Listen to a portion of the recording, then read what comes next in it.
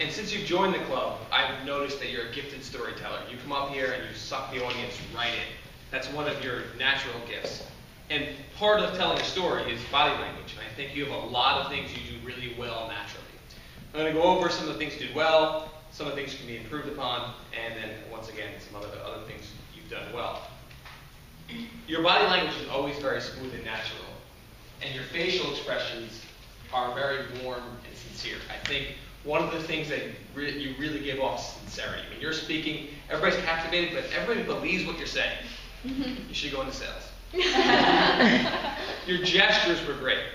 When you talked about the cervical spine, you made a gesture, and I knew exactly what you were talking about. I don't know what the medical term is, but I knew what it was by your gesture.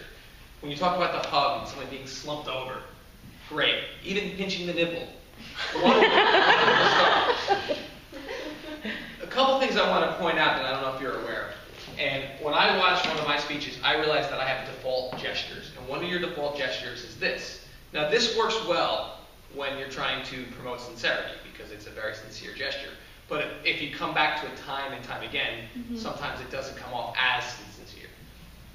Another thing that you did was you stood here most of the time. You kind of were near the podium a lot, and then dramatically you came to this side of the stage, I think to make a point, and then you came back.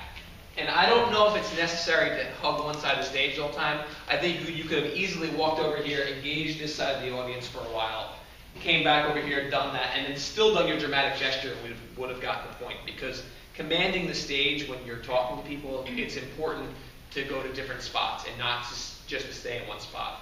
And one of the other things, which I don't think it was totally good or bad, was eye contact. You did move around a lot, you looked at a lot of people, but sometimes you need just to sit there and hone in on somebody and tell them the point, and then step back and talk to the audience. Because that is another really big sincerity cue, is when you really look at somebody. Besides that, I know that you're a life coach, I know that you're a great life coach, and you're destined to be an even greater speaker because of your sincerity. You can come up here and tell a story that, to me, would be so traumatic, life and death, and you humanize it, and we all understand. And that's a gift. I don't know if you can teach in a manual. I think it's wonderful, and I look forward to your next speech.